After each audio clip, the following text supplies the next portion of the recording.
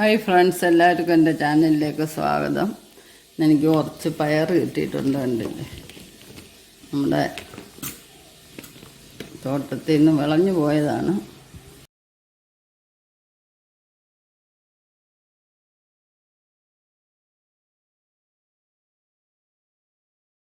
അതുകൊണ്ടൊരു ഡിഷ് ഉണ്ടാക്കാനാണ് ഞാൻ ഒരുങ്ങുന്നത്.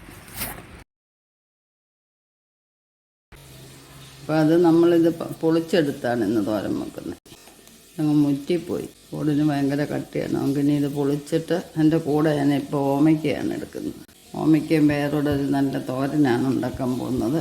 അത് നിങ്ങൾക്ക് കൂടി പരിചയപ്പെടുത്തുകയാണ്. എല്ലാവരും ഓരോ കറികൾ വെക്കുമ്പോഴും ഓരോ ടേസ്റ്റിലാണ് വെക്കുന്നത്. നമുക്കിനി ഇതിന് വേണ്ടുന്ന ചേരുവകൾ എന്താണ്: തേങ്ങ, മുളക് പൊടി, ഉപ്പ്, വെളുത്തുള്ളി, മഞ്ഞൾപ്പൊടി, ജീരകം, ഈ കടുക് താളിച്ചത്.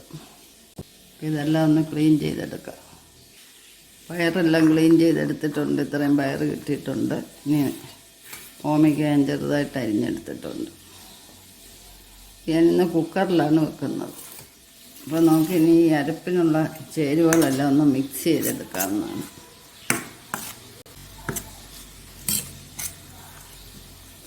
കുക്കറിൽ വെക്കുമ്പോൾ നമുക്ക് എളുപ്പം ചെയ്ത് തീർക്കാവുന്ന സമയ ലാഭമുണ്ട്.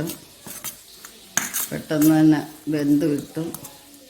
തന്നെ ഇരുന്നാൽ ഇത് ചീത്തയാവത്തില്ല.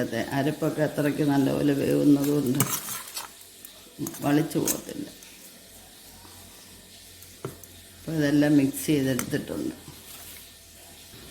അരപ്പും പയറും എല്ലാം കൂടെ നമ്മൾ യോജിപ്പിച്ചിട്ടുണ്ട്. ഇനി ഇത് കുക്കറിലോട്ട് ഇട്ടിട്ട് ഒറ്റ വിസിലടിച്ചാൽ മതി. നമ്മുടെ തോരൻ റെഡിയാവും. വെള്ളമൊന്നും ഒരുപാട് ഒഴിക്കരുത്.